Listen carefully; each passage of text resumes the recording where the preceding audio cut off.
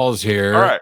and I have Tony in South Africa who wants to explain to us how both atheists and theists are correct, and they can prove it. Now, Tony, it might be worthwhile for us to, because if you're just, I believe that both atheists and theists can be correct. They just can't both be correct about God. Hi, Matt. Hi, Jim. It's great to speak to you.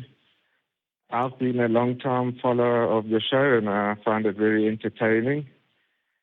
We've also got lockdown here in South Africa, so I've also spent over 3 weeks at home now. Okay, let me explain my point, and I do believe they both can be correct about God, and let me explain it this way. Can I pause for just a second? Yes. Because I want to make sure we're talking about the same thing. Theists are Okay. convinced that there is a God, and atheists are not convinced that there is a God. Would we agree that either there is a God or there's not?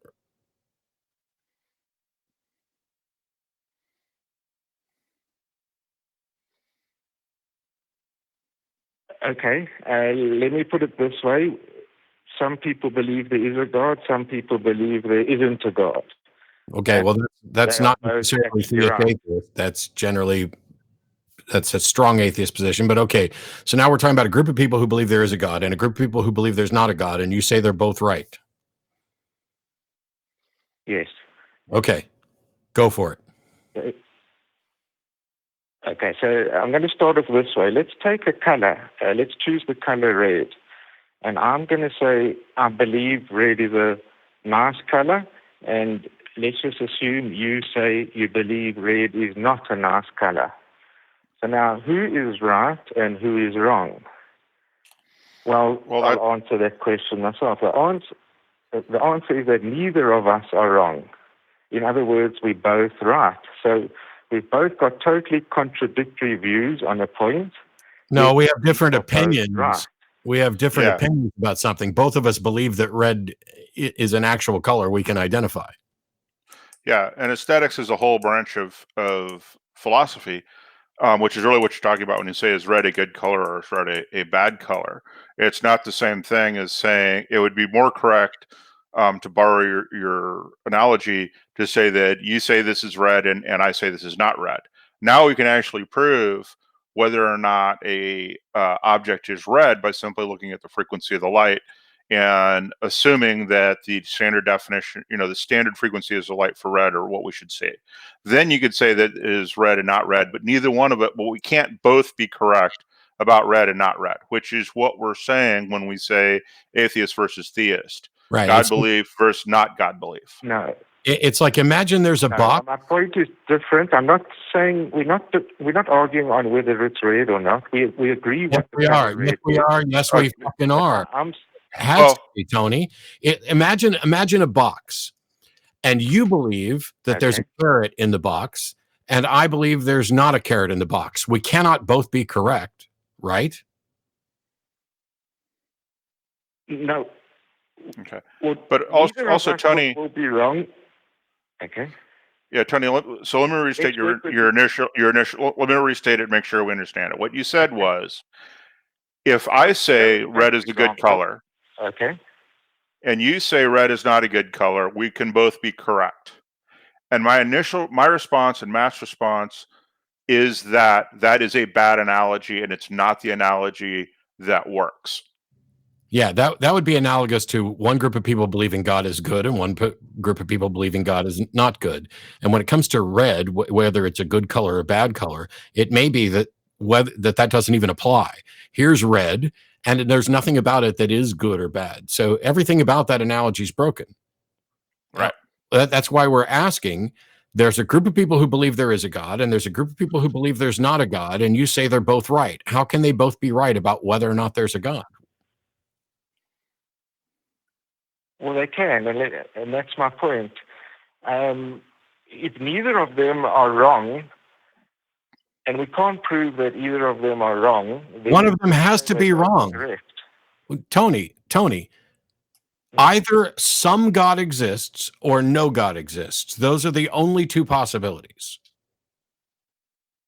No, it's either I believe a God exists or I believe a God doesn't exist. We Okay, can't know But who there is. I'm not talking about the belief of the proposition right now. I'm saying it is just a fact that for any given God X, that God either exists or does not exist, right? No. I don't know how to talk to you then, because right now you are flat out rejecting logic. No, let's take your example then, okay?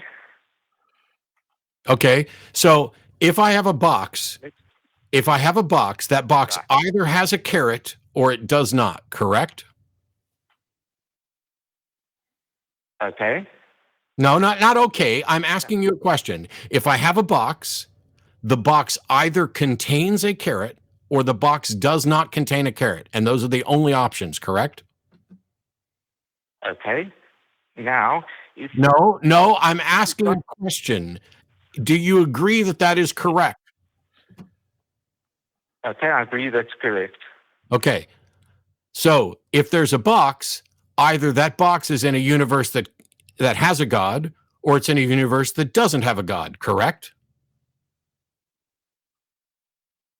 Let's stick this to the box before we go to God. Let's just No, carry on with this analogy. I'm trying to teach you the basics of logic, the basics of identity, non-contradiction, and excluded middle. You've already agreed that if we have a box, the box either contains a carrot or does not contain a carrot. You've agreed with that. Am I correct? Yes, but let's stay with the box because let's just now I'm staying. extend that analogy. No, I'm sorry. You don't get to define how this goes. Now, if somebody believes there's a carrot in the box and somebody else believes there's not a carrot in the box, one of them must be incorrect. Is that acceptable? Okay, yes, I accept that. Fine. Replace carrot with God and it's identical. That's the way logic works, because logic is content agnostic. It does not care what you put in there. So if there's a box, either that box is consistent with a universe with a God, or that box is not consistent with a universe with a God. Yes, but let's assume we've got no way of getting inside that box. So we've got no way of matter. It doesn't matter. Got a carrot or not.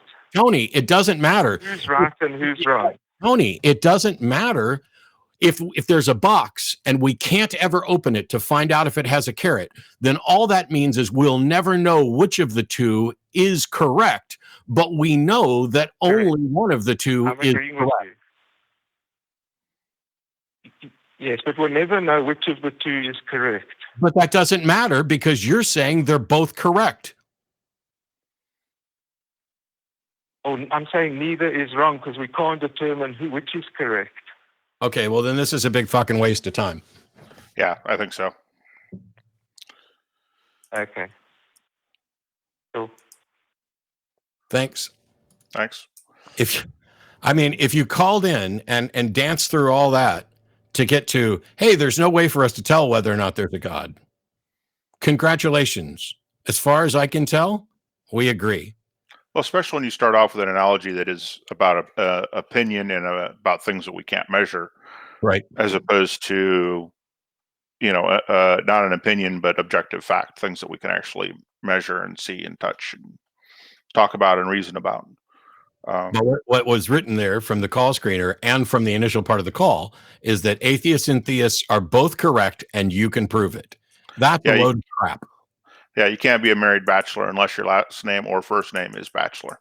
And then that would be an equivocation fallacy because bachelor in one context doesn't match bachelor in another. Right. It just makes the whole thing funny. Yeah. You define a God into existence by naming your dog God. Unless you define God as being your dog. Well, we have